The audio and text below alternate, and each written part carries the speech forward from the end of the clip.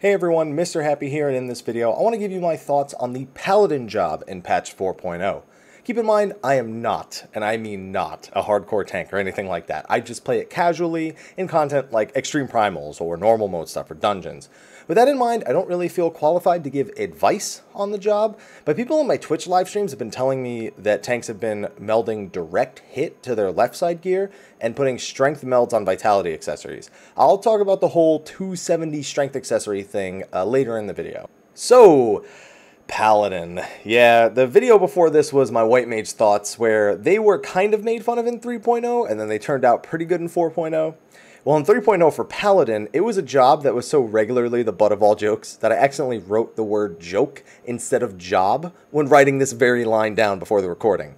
Between bosses that had magical tank busters that they couldn't block, meaning things like Sheltron, Bulwark, and Rage of Halone were all useless or lowered in value on many enemies, they had no good AoE options other than a dot, which is, whatever, it wasn't that great. They had lower single target damage and enmity output compared to the other tanks, and generally you didn't really need the utilities that they did bring that were unique, like Clemency or Divine Veil, so they were made fun of for a lot of reasons. And you know what's really odd to me about that? It's not like Paladin couldn't do the content. A well-played Paladin was still an asset to the team and capable of clearing all the content in the game without gimping the group. It simply wasn't meta, and as such, became the target of so much ridicule that players even found themselves being attacked in just like 4-man instances in the duty finder for even playing the job. Well, as ridiculous as that sounds, it's because of all that ridicule that the job received a great number of additions and buffs in 4.0. So much so that it is now the complete opposite. Paladin is at the current point of making this video, is undoubtedly the strongest of all three tanks in pretty much every regard. Party mitigation, outgoing damage, sustain, variety of defensive cooldowns, it's just everything is better. So some of the changes were quite simple. They were given an AoE weapon skill, basically turning every paladin into a dungeon into a Link player in Smash who only spams up B. It has no additional enmity effect, which some people are 50-50 about, but 2 or 3 flashes is more than enough before laying down the total eclipse. Then there were some changes that were far less subtle. Mostly changes that were far less subtle. The big one for me is that paladins can now block both magical and physical attacks. This makes Bulwark and Sheltron immensely useful in pretty much every situation, regardless of what damage type. Sometimes they just straight up block the undodgeable AoE some bosses do. I didn't even think that was possible. Speaking of blocking, I guess we'll talk about their gauge now. Every job got a new gauge in 4.0. Paladin's no different. It feels slightly tacked on since so few skills utilize it, but it doesn't really stand in the way of what makes the job good. The Oath gauge generates differently depending on which Oath you're in. In Shield Oath, it generates 5 gauge when you block. This is great for dungeons, but it's less exciting on bosses. In Sword Oath, you generate 5 gauge per auto attack, which is great for bosses, especially when you're off tanking, since every auto is going to be coming out fairly frequently. The only 2 skills that are accessed through your Oath gauge, though, are Sheltron, which works the same as before, and Intervention, a new skill that lets you reduce the damage of a target party member by 10%. Even more than that, if you have Rampart or Sentinel up, it gets 50% of the bonus of those skills added on top of it, so it makes it pretty good. Both skills actually are incredibly useful, though you lose half your Oath gauge if you change stances, so keep that in mind. And their other new skills are also awesome. We already discussed Intervention, but the one most people are talking about is Holy Spirit. It's basically Paladin's Fellcleave, except that they do it a lot. It's a 430 potency magical attack that Paladins can use for serious damage output, an offensive option for their MP, something they've never had before. It also has the added bonus of generating 20 Oath gauge if you do it while under Shield Oath, so it can even be used defensively to prepare a Sheltron or an Intervention when you're tanking. However, Holy Spirit gets even crazier when it's used in conjunction with the next skill, Requiescat, or as I call it, Request Cat.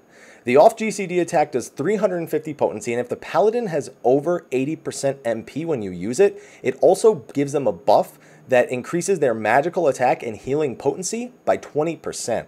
Basically, you can use this attack, then do 5 Holy Spirits back to back, and do massive damage once a minute, which only has a 60-second cooldown on this skill, for like 10 to 12 seconds, or massive healing, if the situation demands it. And then finally, they get Passage of Arms. This ability also has Paladins in love with their new skills. All of them do. When activated, it begins channeling, breaking the channel if the Paladin moves, attacks, or is knocked away. It not only gives the Paladin 100% block rate for the entire channel, but everyone standing behind the Paladin within range of it takes 15% less damage. It's useful in so many situations, just to name a few. Tank busters that need to be shared by both tanks. Tank busters that hit multiple times in a row. Big raid-wide party damage. Forcing blocks to generate oath gauge and shield oath. It's awesomely powerful. All of this, and we still haven't even mentioned roll actions. Like, think about this. All of these defensive options, and then you still have roll actions to get even more of them. Yes, the roll actions aren't really tank specific, but it's just more impressive that we just named all those things and that we still have more options. To be fair, though, some of those abilities are from Paladin and Gladiator 3.0 that were removed from their job and put into the roll actions. Rampart, Convalescence, Awareness, and Provoke were all Gladiator or Paladin skills before. They do have Ultimatum now, which is the AoE Provoke, and the Silence from Spirits Within was removed, unfortunately. So if you want to silence now, you need the roll action Interject. But all the options here are solid. Even Reprisal, which basically works like Astrologian's old Disable, is added to that list. It's just so much mitigation for the Paladin. Now, in my previous thoughts videos, I talk about oh, well, even though I like all these things, there's these things I really don't like. That doesn't happen with Paladin. Everything is so good. I don't think it suffers from any issue other than... No, I don't know. I don't know what issue it suffers from. If it suffers from one, I don't know what it is. It's so powerful in almost all regards that the only remaining complaint may be that some people don't like swords and shields. It's crazy to think how much the table has turned. And since I know it was compared to the other tanks, I mean, the other two tanks are doing okay right now. Dark Knights are outputting almost comparable damage, and Blackest Knight is actually a really good utility to bring the raids, and if used correctly, is a DPS increase. Warriors could use some tuning up, a stark difference from 3.x, mostly having to do with the fact that their gauge is much more important, but is far more stressed on that job when switching between stances. So this video isn't about those jobs though, but it is worth bringing up how it compares to those other tanks, compared to, it was out of meta before 3.x compared to those two tanks. I did say I talk about those 270 accessories things later as well. That's the act of tanks basically wearing the item level 270 strength accessories to get more damage out of their abilities because they play well enough to not die without the vitality accessories in theory. You can't wear the current strength accessories at max item level because they're role restricted. Those only work on the physical DPS that actually use strength. So that's why they have to resort to using the old expansions accessories, which still work on tanks. I'm not going to get into a debate about this, if it's good, if it's bad. I don't personally like it. I don't like the idea of using expansion old stuff to get around that. And Yoshi P mentioned that they'd be addressing the use of these accessories in 4.05. So honestly, I doubt it's even going to be possible or even worth or even possible to use them by the time July 18th and patch 4.05 rolls around. He did say that he understood that just having the vitality on the accessories and gaining no damage out of an accessory increase was an understandable thing. I wouldn't be surprised to see some strength put on those, even if it's not the same amount that they currently have. But that would also leave options open for melding strength onto those accessories to get more damage out. So hopefully whatever changes they do in 4.05 are satisfactory for all parties and finally close some of the confusion, because it feels like accessories are just way too often just so much part of the debate when it comes to different jobs. And that's it, dude. Paladin's great. That's the whole video. I just could have said that and the video could have been over, but it's a Mr. Happy video, so it's, whatever. You guys know what to expect.